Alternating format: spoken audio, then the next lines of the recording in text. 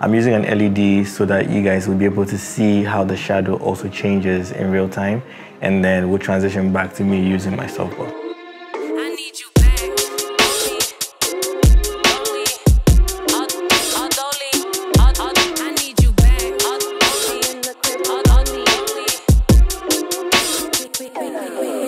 Gotta ride away, but you're running away.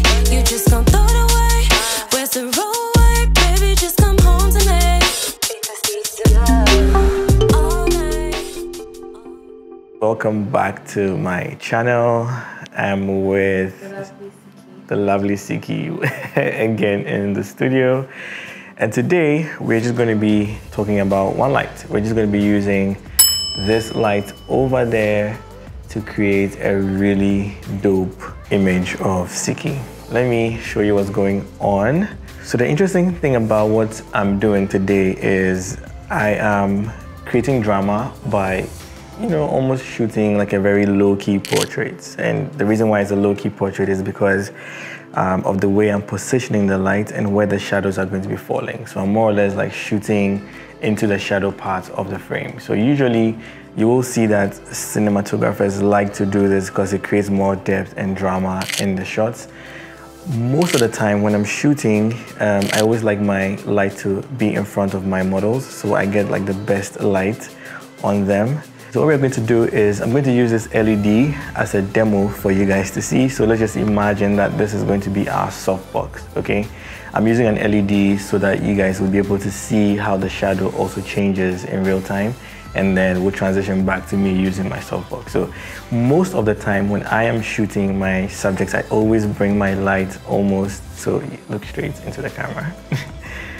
All right, so I almost always position my light this way, and I feel like it's really flattering for most people because you have the shadows moving into one side. This creates a lot of drama. It helps your subjects really pop off the background.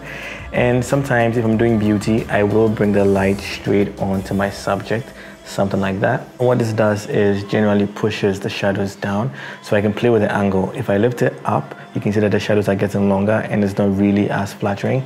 But if I bring it down, we don't see so much of the shadows. And then you can have a reflector underneath, so something like that, and that is going to bounce some light back. So this is without, this is with, without, with. You can see that it lifts the shadows a little bit.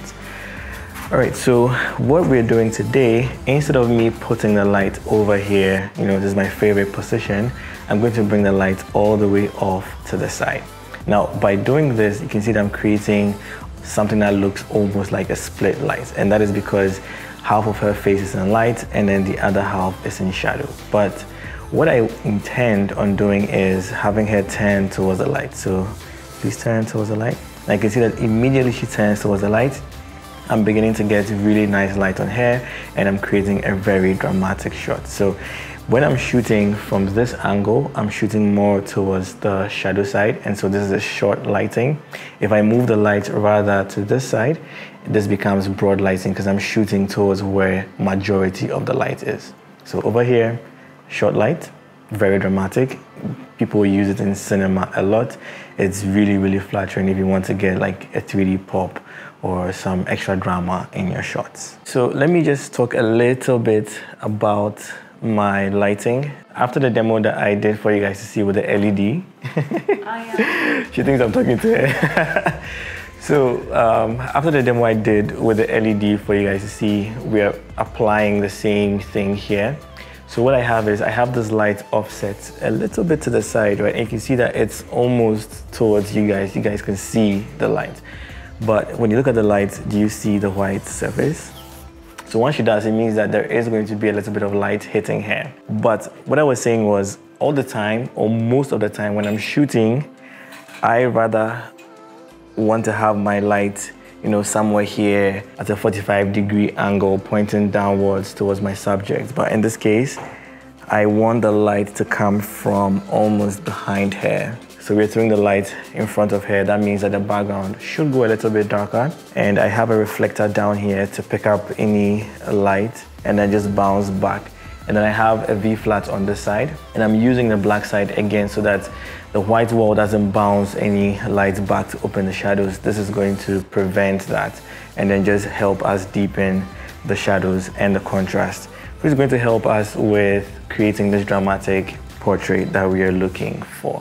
What I'm going to do now is turn off my trigger, and I'll just take a quick test shot. All right. Now you can see that we have a little bit of light which is hitting, her dress. We can see hair just a little bit, but this again is not a very good exposure, so we can, use our light to now light up the scene, and let's see what that does. So turning the trigger on, taking a test. Now as you guys can see, we have, the light away from the camera, and then the shadow is rather towards us. This helps create dramatic portraits. It's really interesting. This is not my typical style, but then I'm trying this because I want to experiment with the light. So now it's just left with me and Siki to create, amazing shots. All right, by the way, I have her against a brown canvas backdrop, and we have this prop, just to add more interest to the shot. So that's pretty much all that's going on. I want you to crease the dress up a bit, so all those folds will create textures in the dress. Yeah, you can even pick it up on that side like you did. Yeah, that's nice. Awesome. Ooh, I like that. Let me just get closer. Yeah, that's it. Beautiful. So if you look away, we are not going to have the light hitting your face. So it looks like for this particular shot, you're going to have to look more towards this direction. You can still bring your eyes towards the camera and everything. That's completely fine. So you guys see how different the shot is. Now we're getting nice illumination on her face. You may have to turn just a little bit more towards here, and then lift your chin towards the light. Yeah, that's perfect. Oh, I love it. I love it already.